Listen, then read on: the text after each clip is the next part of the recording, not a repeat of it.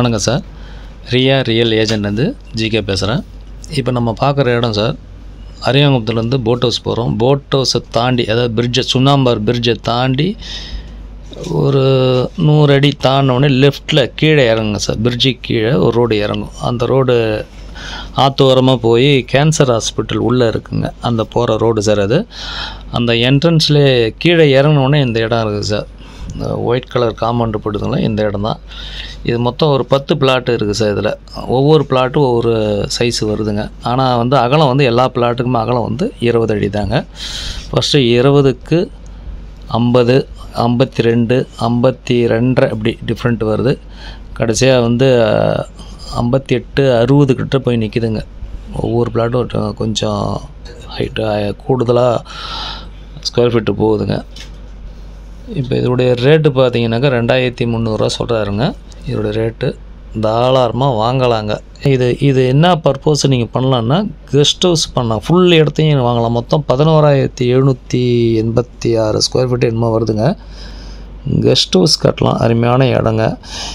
இல்லைன்னா individual plot, ஒரு plot 20க்கு 55, 58 வருதுன்னீங்கன்னா உங்களுக்கு எந்த பிளாட்டு வேணுமோ நீங்கள் பார்த்து வாங்கிக்கலாங்க. அந்தமாரி கூட பண்ணலாங்க. அதாவது இது பார்த்திங்கன்னா வாங்கி போட்டு ஃப்யூச்சரில் சேல்ஸ் பண்ணலாம் சார். டபுள் ஆகிடும். 5 வருஷம் சார், வேறு ஒன்றும் தேவையில்லை. 5 வருஷம், 10 வருஷம்லாம் பேங்க்கு, 5 வருஷம் டபுள் ஆகிடும். நல்ல இடங்க. இன்னொன்று, இது எல்லா இடத்துக்கும் சேர்த்து அவர் அப்ரூவ்டு வாங்கிக்கிறார். ஒவ்வொரு பிளாட்டுக்கும் சேர்த்து அப்ரூவ்டு வாங்கிக்கிறார். பிபிஎல் அப்ரூவ்டு வாங்கிக்கிறார். இந்த இடத்துக்கு பின்னாடி ஒரு காடு மாரி காடு இருக்கும். அந்த இடம் ஆக்சுவலாக ஒரு 50 ஏக்கர் மேலே சார். அதை நாங்கள் ஏற்கனவே ஒரு 2 வருஷம் முன்னே பார்த்தோம். அது சுப்ரீம் கோர்ட்டில் கேஸ் ஆடி இருந்தது. அது ஏலத்துக்கு வேறு ஒருத்தவங்க பெரிய குரூப்பு எடுத்துக்கிறாங்க.